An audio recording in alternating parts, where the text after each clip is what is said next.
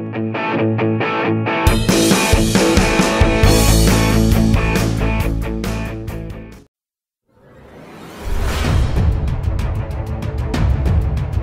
timnas Indonesia untuk lolos ke Piala Dunia 2026 masih terbuka, meski jalannya terjal dan penuh tantangan. Saat ini, skuad Garuda berada di peringkat keempat klasemen Grup C babak ketiga kualifikasi Piala Dunia 2026 zona Asia dengan raihan 9 poin dari 8 pertandingan. Indonesia unggul 3 poin atas Bahrain dan Cina yang berada di posisi kelima dan keenam. Namun, jalan ke putaran final masih panjang dan penuh syarat. Indonesia dijadwalkan melawan Cina pada 5 Juni 2025 di Stadion Utama Gelora Bung Karno, dan kemudian menghadapi Jepang di laga terakhir pada 10 Juni 2025. Sementara itu, Jepang telah memastikan diri lolos ke putaran final sebagai juara Grup C dengan koleksi 20 poin. Australia menyusul di posisi kedua dengan 13 poin, unggul 3 angka atas Arab Saudi yang berada di urutan ketiga. Secara matematis, ada dua skenario yang bisa membawa Indonesia finish di posisi kedua dan merebut tiket otomatis ke Piala Dunia. Skenario pertama, Indonesia harus menang atas Cina dan Jepang. Di saat yang sama, Australia harus kalah dari Jepang dan hanya mampu bermain imbang melawan Arab Saudi.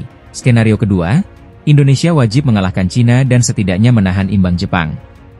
Di sisi lain, Australia harus kalah dari Jepang dan Arab Saudi, dan Arab Saudi juga tak boleh menang atas Bahrain.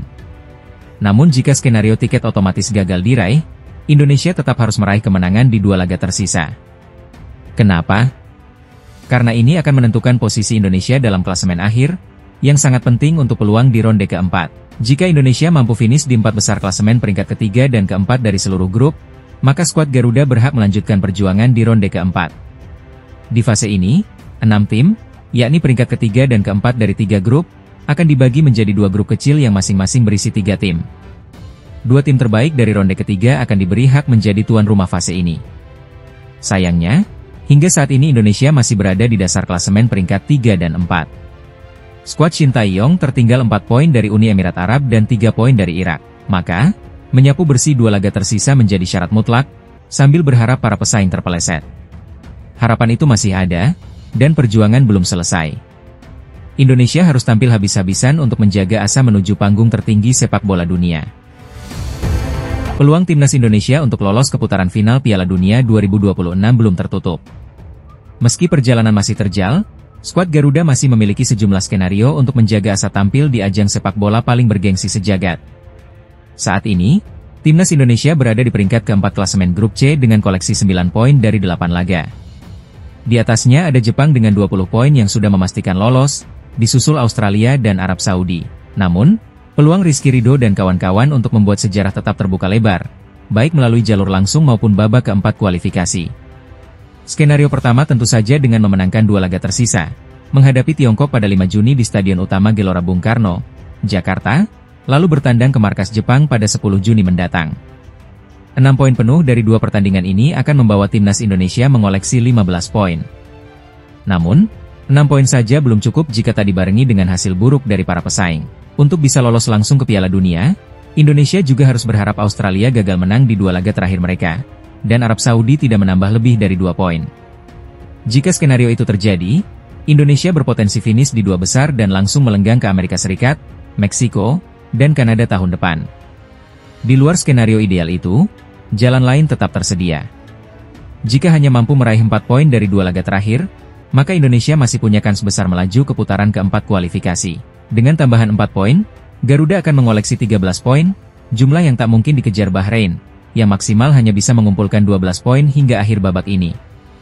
Bahkan, 1 kemenangan saja atas Tiongkok atau Jepang, bisa cukup untuk mengamankan tempat di 4 besar Grup C, asalkan Bahrain dan Tiongkok tak meraih lebih dari 3 poin dari sisa laga mereka. Demi menghadapi laga-laga krusial ini, pelatih Patrick Kluivert telah memanggil 32 pemain untuk mengikuti pemusatan latihan sejak 26 Mei di Bali. Persiapan matang pun tengah dijalankan demi menghadapi partai hidup mati yang akan menentukan nasib Indonesia di panggung dunia. Dengan berbagai kemungkinan masih terbuka, para pemain kini memegang kunci. Tinggal bagaimana skuad Garuda menjawab harapan rakyat Indonesia dengan permainan terbaik di 2 laga terakhir.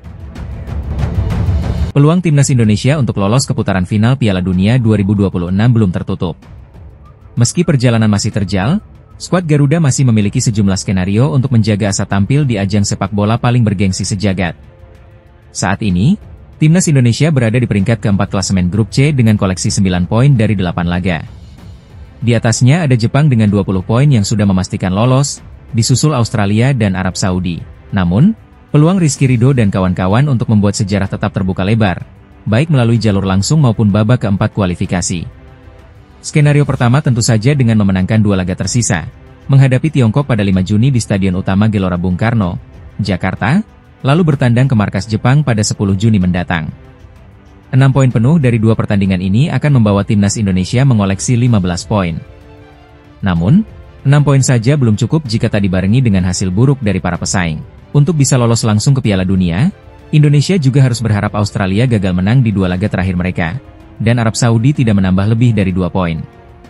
Jika skenario itu terjadi, Indonesia berpotensi finish di 2 besar dan langsung melenggang ke Amerika Serikat, Meksiko, dan Kanada tahun depan. Di luar skenario ideal itu, jalan lain tetap tersedia.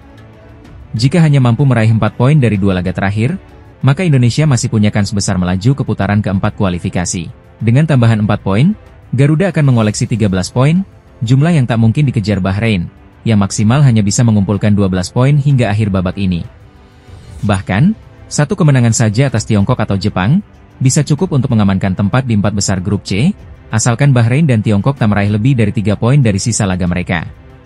Demi menghadapi laga-laga krusial ini, pelatih Patrick Kluivert telah memanggil 32 pemain untuk mengikuti pemusatan latihan sejak 26 Mei di Bali. Persiapan matang pun tengah dijalankan demi menghadapi partai hidup mati yang akan menentukan nasib Indonesia di panggung dunia. Dengan berbagai kemungkinan masih terbuka, para pemain kini memegang kunci. Tinggal bagaimana skuad Garuda menjawab harapan rakyat Indonesia dengan permainan terbaik di 2 laga terakhir. Tim nasional Indonesia tengah bersiap menghadapi 2 laga terakhir di grup C kualifikasi Piala Dunia 2026 zona Asia. Laga pertama akan digelar pada 5 Juni mendatang melawan Cina di Stadion Utama Gelora Bung Karno, Jakarta. Disusul partai berat kontra Jepang pada 10 Juni.